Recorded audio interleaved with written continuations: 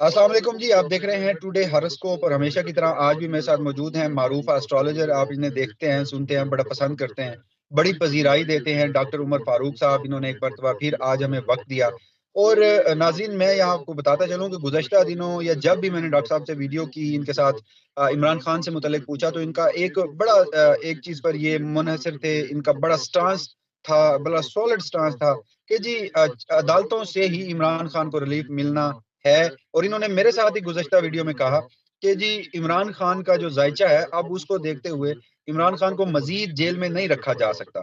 फिर हमने देखा कि आज सबसे ज़्यादा खतरनाक जो इमरान खान के खिलाफ मुकदमा था साइफर का, जिसमें सज़ाए मौत, उम्र कैद, 14 बरस की कैद, इस तरह की बातें हो रही थी। सुप्रीम कोर्ट ऑफ पाकिस्तान में गया साइफर का मुकदमा और वो खत्म हो गया तकरीबन। मतलब कि सुप्रीम कोर्ट ऑफ पाकिस्तान ने ये करार दे दिया कि साइफर में इमरान खान के ऊपर जो इल्ज़ामात लगाए गए हैं, वो बिल्कुल दुरुस्त नहीं है। तो अब एक और मसला आज हो गया। पाकिस्तान तहरीक इंसाफ के लिए level playing field supreme court ने दरखास्त लगाई, इलेक्शन कमीशन को अहकामात दिए। मगर आज रात, अब से चंद लम्हे कबल, इलेक्शन कमीशन ऑफ पाकिस्तान ने जो बल्ले का निशान था वो पाकिस्तान तहरीक इंसाफ से छीन लिया है। अब क्या सूरत हाल होगी, जायचा क्या बताता है, बल्ले का निशान वापस मिलेगा, इसमें अदालतों का क्या किरदार होगा, इस सारी सूरत हाल में डॉक्टर साहब से पूछते हैं। सबसे पहले डॉक्टर साहब, आपकी एक और पेशन गोई दुरुस्त साबित हुई। तो क्या आप बताते हैं कि इंतखाबात आने वाले हैं, पाकिस्तान तहरीक इंसाफ बल्ले का निशान मिल रहा है या नहीं मिल रहा? बिस्मिल्लाहिर्रहमानिर्रहीम। जनाब वसीम साहब, बात ये है, मैंने पहले अर्ज़ किया था कि इल्म तो सिर्फ़ अल्लाह के पास है। हम तो ऐसे डेटा कलेक्टर हैं, छोटे से अंदाज़ा लगाने वाले बंदे। अलीम ज़ात अल्लाह की है, बड़ा नाम अल्लाह का है। गुज़ारिश ये है कि ये जो मैंने अर्ज़ किया था कि सूरज अपना बुर्ज चेंज करेगा। आज सूरज बुर्ज चेंज कर गया है और जो ही उसने बुर्ज चेंज किया, मैथमेटिकली अगर इस अलजेब्रा को पढ़ें, तो आज जो सूरज है वो मूव होके चला गया है बुर्ज-जदी में। और पहले वो खान साहब के पहले खाने में था, अब दूसरे में चला गया है। तो खान साहब को उसने अपनी पूरी ताकत देना शुरू कर दी है। पहले भी दे रहा था, ये नहीं कि पीछे नहीं दे रहा था, पहले भी दे रहा था, अब और तरस से ज़रा दे रहा है। ठीक है जी? तो हमें नज़र आ रहा था कि जब ये ज़ायचे के दूसरे खाने में आएगा, तो ये यहाँ पे ट्रायंगल बनाएगा, जो हमने बात की कि 5 तारे एक लाइन में आ रहे हैं। आज देखिए वसीम साहब, आज पहला दिन है। तो पहले दिन ही सुप्रीम कोर्ट ने ना सिर्फ रिलीफ दिया, बल्कि उन्होंने साइफर ही उड़ा के रख दिया। अब आपको भी लोग कमेंट्स करते हैं, मेरे भी हैं चाहने वाले दोस्त जो मुझसे बड़ा मैसेज करते हैं। कोई लोग परेशान होते हैं, फिर मुझे मैसेज करते हैं और वो कहते हैं, यार आप तो तसल्लियाँ दे रहे हो, यहाँ ये हो गया। बल्कि एक तो मुझे ऐसा फ़ोन आया जिसमें उन्होंने कहा कि जनाब इमरान खान को बस सज़ा होने लगी है, अभी फ़ैसला महफूज़ हो गया है। मैंने कहा देखते हैं यार, फिर आगे जाके क्या होता है। अब हम कोई गैब तो हम जानते नहीं हैं। हमारा डेटा कलेक्शन का एक इल्म है छोटा-मोटा, और उसमें इमरान खान के ज़ायचे में अब बेहतरी आ रही है। ख़ैर अल्लाह की करम से वही हुआ। साइफ़र भी उड़ गया और उसमें कुछ ना रहा। अब दूसरी बात ये है कि मैंने अर्ज़ किया था कि 27 जो 29 दिसंबर तक जो ज़ोहरा है, वो खान साहब के ज़ायचे के 12वें खाने में है। तो लिहाज़ा थोड़ा-सा वक़्त अभी और लगेगा, वो भी इंशाअल्लाह ख़त्म हो जाएगा। अच्छा, दूसरा जो आपका सवाल है कि क्या बल्ले का निशान इन्हें मिलेगा? देखिए वसीम साहब, अ, जो बंदा स्ट्रॉन्ग होता है ना, बाय बर्थ ज़ायचा स्ट्रॉन्ग लेके पैदा होता है। आज मैं दोस्तों को उसकी एक मिसाल भी पेश करता हूँ। मैंने एतजाज़ हसन साहब से 2008 में कहा, माशाल्लाह एतजाज़ साहब हयात हैं, तो मैंने 2008 में एतजाज़ हसन साहब को उनका ज़ायचा बना के प्रेडिक्शन की कि एतजाज़ साहब, इस मुल्क में मशरिक़ से लेके मग़रिब तक आपकी शोहरत का बंदा नहीं मिलेगा। उसकी मैंने उन्हें दलील दी कि आपके ज़ायचे के 4 जो सितारे हैं हाल के खाने के, वो चारों के 4 स्ट्रॉन्ग हो रहे हैं।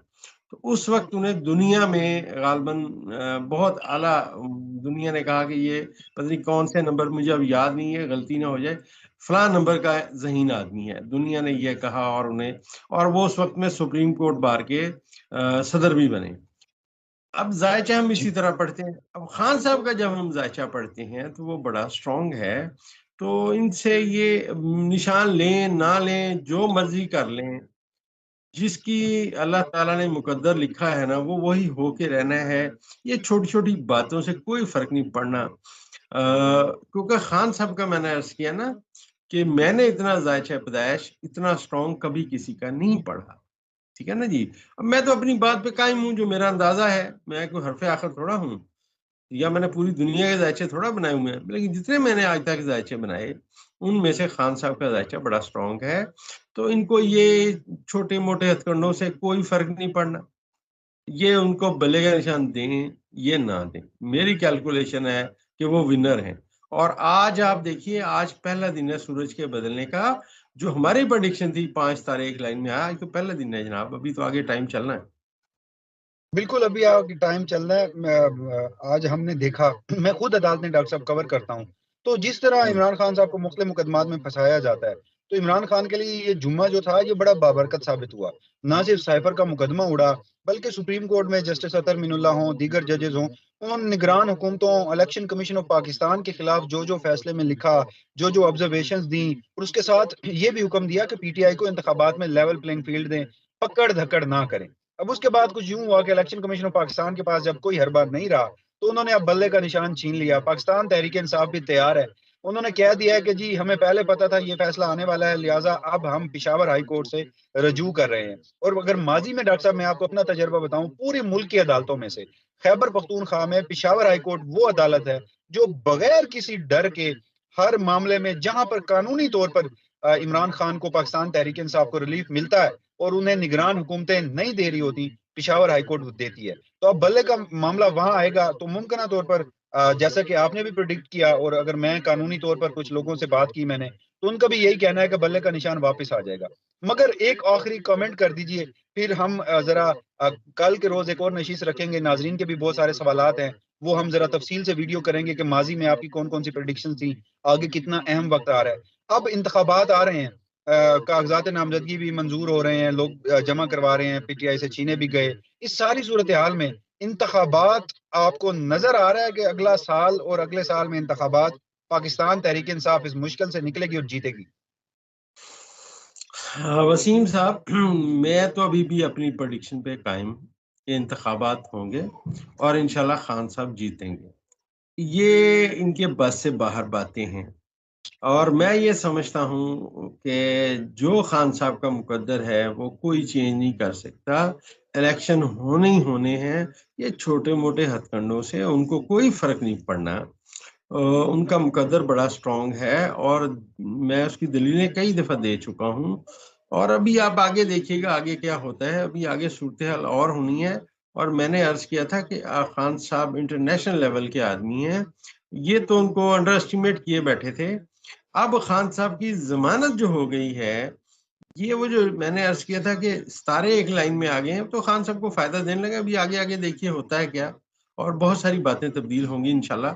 और हम देखेंगे अपने एस्ट्रोलॉजी के हिसाब से हमारी प्रेडिक्शंस क्या हैं और आने वाला वक्त कैसे है। अच्छा डॉक्टर साहब, सिर्फ एक आखिरी सवाल है, उसका जवाब दीजिएगा, मगर उससे पहले कमेंट करता चलूं कि आपकी जितनी भी अदालतों से मुतल्लिक पेशन गोइयां थी, मुझे याद है काजी फायज ईसा साहब आए या जितने भी किरदार इस दौर था, आपने कहा कि अदालतों से पाकिस्तान तहरीक इंसाफ को रिलीफ मिलेगा। फिर हमने देखा भी सही कि बहुत सारे मामला में मिला भी। अब आज एक और नया काम हुआ है। पाकिस्तान पीपल्स पार्टी, उनके एक रहनुमा है फैसल करीम कुंडी साहब, उन्होंने आके आज एक बयान दिया है। उन्होंने कहा जी कि देखें, पाकिस्तान तहरीक इंसाफ का जो दुश्मन है और जो हमारा दुश्मन है वो है एक। मैं तो कहता हूं कि पाकिस्तान तहरीक इंसाफ और हम मिल के इलेक्शन लड़ते हैं। तो पाकिस्तान पीपल्स पार्टी को अचानक पीटीआई की मोहब्बत क्यों याद आ गई? उन्हें पाकिस्तान तहरीक इंसाफ की जरूरत क्यों पड़ गई? उन्हें इमरान खान की जरूरत क्यों पड़ गई? ये जरा बताइएगा।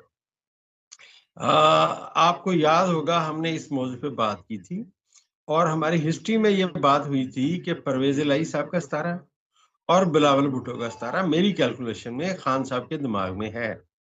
फायदा तो इन्हें है। आपको याद होगा वसीम साहब, सारी दुनिया कह रही थी परवेज इलाही साहब को पकड़ लिया, परवेज इलाही साहब खान साहब को छोड़ देंगे।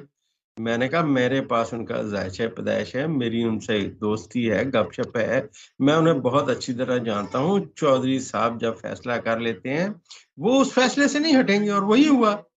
अच्छा, अब असल में इनको जरूरत पड़ गई है भाईजान। ये इनको पता है इनकी हुकूमत आनी आनी है, और ये एक्चुअल जो फुटेज अवाम में पीटीआई की है वो किसी की भी नहीं है।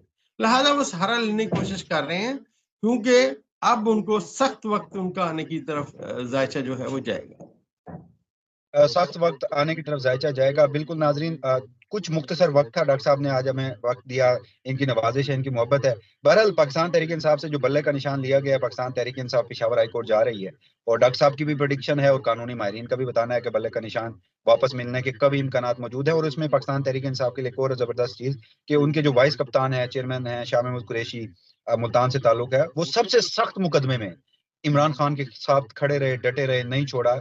अगर सजाए मौत का मुकदमा होता तो उनके ऊपर भी यही चार्ज लगता। तो अब वो बाहर आएंगे, और उसके बाद पाकिस्तान तहरीक इंसाफ की जो कैंपेन है वो भी मजीद आगे बढ़ेगी। इस हवाले से जो भी मुमकिन तौर पर मुस्तकबिल का पस मंजर होगा, मुस्तकबिल की पेशन गोइयां होंगी, तो इंशाल्लाह कल परसों में डॉक्टर उमर फारूक साहब को एक बार फिर से जहमत देंगे, इनकी कुछ माजी की प्रेडिक्शंस को लेकर आगे की जो सूरत हाल है उसे जानने की कोशिश करेंगे। तब तक के लिए मुझे और आपके अपने प्यारे डॉक्टर उमर फारूक को इजाजत दीजिएगा। अल्लाह हाफिज।